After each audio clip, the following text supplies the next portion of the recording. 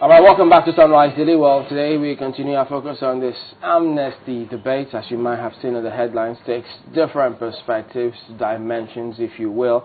Well, we're joined from our Abuja studios by Shedrack Madlion, who, so talking about this and its implication perhaps on farming. Morning, and thank you for joining us today. Well, having seen the headlines again today about this amnesty debate where, Boko Haram, collapse of amnesty may lead to civil war, story credited to Ajibola, and then Bauchi State Government, credited to have said, well, political amnesty responsible for all of this rejection here and there. It's all just going back and forth.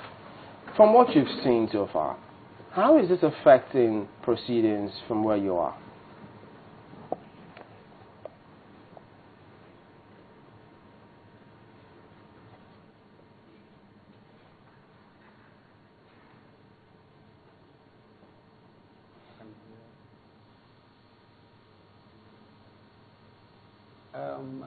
If I heard you correctly, Chamberlain, I want to say so that we don't have any choice at the moment than to embrace the amnesty program initiated by the Sultan of Sokoto and other eminent elders in northern Nigeria.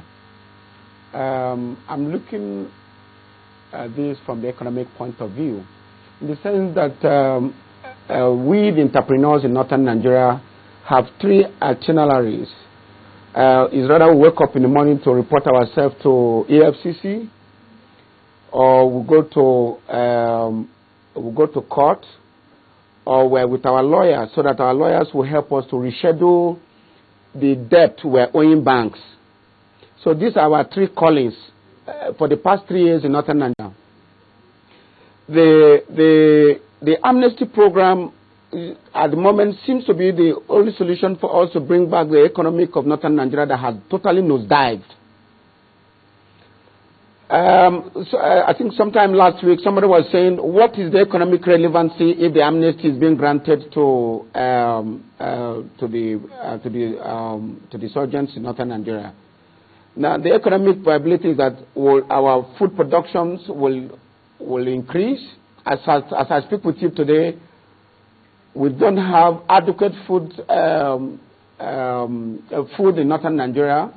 Farmers no longer go to farm because they are scared of what will happen to them. This happens in Plateau State, this happens in Kaduna, this happens in Sokoto, all over.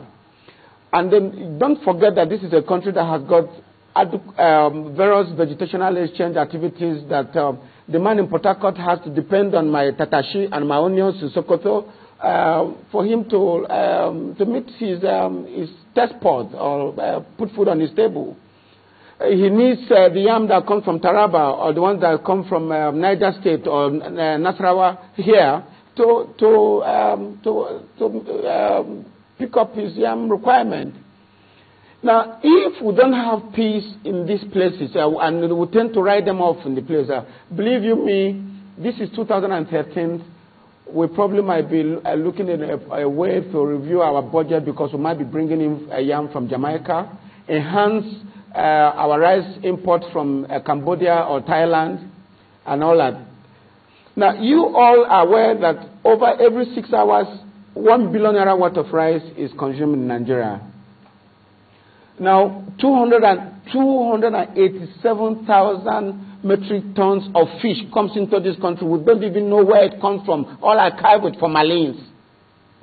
Now, if amnesty is not granted to people so that we can have peace, then how do we resurrect Katunkweri? How do we resurrect Dakata? How do people like me pay my debt, meet up my requirement? From 56 staff, I have less than 18 staff. And then I'm not even sure whether if I'm going to keep 18 staff for the next 2 months. The things are bad. If amnesty will be the only way we can bring back the bubbling economic of northern Nigeria, let it be. I am not ready to go to jail for misappropriation on the bank taking my collateral because I can't meet up my commitment. If anybody has any other suggestion towards amnesty, first of all, I will ask him to stop the clock from ticking. The banks should no longer calculate interest for us anymore.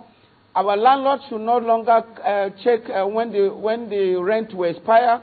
Every financial commitment, nobody should come to the office or come to the farm to ask for tax or ask when I'm meant to pay my revenues and all that. Then, but of course, we can now hold on. And above all, you should provide me food that I'll be eating pending when you come up with a new solution.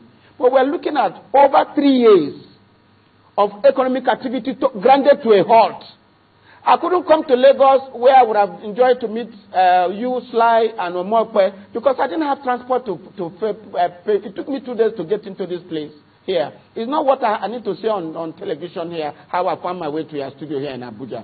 But what we're saying is that economic activities, as I speak with you today, is down. You know, when somebody says network is down, you can't make call. That is how the economy of northern Nigeria is. All right, but Shedrack, is it really as bad as it was when this scenario first started? Because, I mean, time and again, you hear security agencies say, well, they are working on a lot and doing what they can to contain the entire situation. And at some point, they were of the impression that activities had picked up.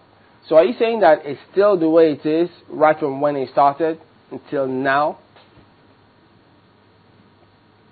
If my father or any of my brothers is a member of the security agent, by now I would have called for a family meeting for him to come back home. Our security men in Nigeria are overstretched here.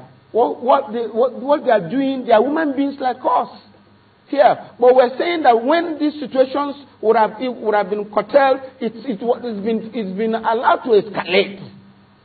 Here, the situations are bad. If anybody is telling you that there's been any improvement, telling me this is not true. This is where I live. This is where I make money. This is where I've been working. This is where I used to have happiness too. But I am talking to you as I speak with you today. For you to raise 15,000 naira from a friend and put fuel to come to Abuja is something near impossible. But we have some states in northern Nigeria where banks close by 1 o'clock or 2 o'clock.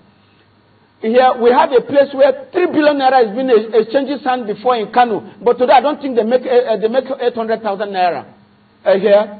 And then if the preoccupation of an average man in northern Nigeria is agriculture, trading, value chain addition in industrial activities and all that here. But as I speak with you today, no anywhere you can expect proper infrastructural activities to take place where there is insurgents. Who comes there to invest? We will lie to ourselves. And I feel so bad when we still come in and look at the faces of Nigerians and say that we are attracting foreign investors. Who comes to invest in a place where in every 3 hours there is bomb taken off in some places? Here, I can still tell you this same story, Chamberlain. Here, we traveled and brought in Cubans to come in and invest into sugarcane activities because in Luma, in Adeja, is areas where sugarcane investment could actually take place, and then we will tend to enhance molasses production. They came into Kaduna just to have meetings with us and to put in investment of over $25,000 within the first quarter. While the meeting was going on, what did we see? We saw bomb took off in one of the places, one of the military barracks in the place. That was the end of the day. They closed their file and told me to please explain to their driver what is the shortest way out of Kaduna. Here, that's the end of that business. Now you know that we lost 2,028 chicken because we were in curfew. We couldn't go to feed the chicken. But my bank, they wouldn't understand that. Those that have collected money from wouldn't understand what I'm going through. How much is a bag of maize as of today? Over 7,000 naira for a bag of maize. By the time you put in maize, sorghum and other things to provide feeds for chicken, how much are you going to sell the eggs? Crate of eggs has not gone beyond 600 naira. So what I'm saying to you is that if anybody is in the stage of denial, I am not denial because, of course, it's one of the components for a nation that is about to fail. When you have begun to deny that situations is not happening to you. Mr. Madlion, let me quickly come in here. If you can hear me, let me quickly ask this question. You definitely know that amnesty is an option that the federal government has decided to take up.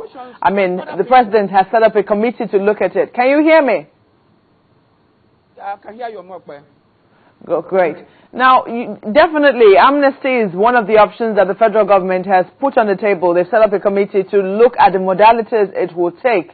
Now, what modalities are you looking at, especially in the face of the recent rejection by Boko Haram? Fantastic. Flood the entire whole of northern Nigeria with more than 37,000 tractors. Change our seedlings in the place here. Now, align yourself, align a committee that should be able to revive the industrial activities and activities that will keep the young men busy. Nigerians want to be busy. The very moment Nigerians get busy in the place there, you will see the best of Nigerians in the place there. I'm equally could be a devil once you take me out from what I love to do in the place there. There is nobody that has monopoly of violence. But we're saying here is that 87.6% of rural Nigerians in northern Nigeria, especially even in the south here, do nothing than agriculture. But we're saying that after this, let us. What brings us together is more than what divides us here.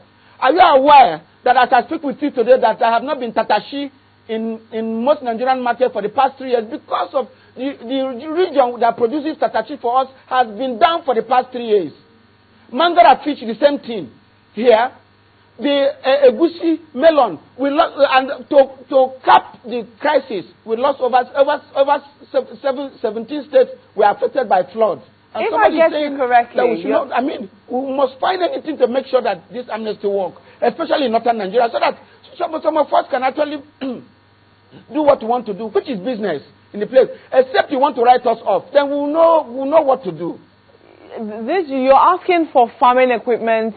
You're asking for, money be pumped into a particular sector to keep the youth busy. But what about those who are bent on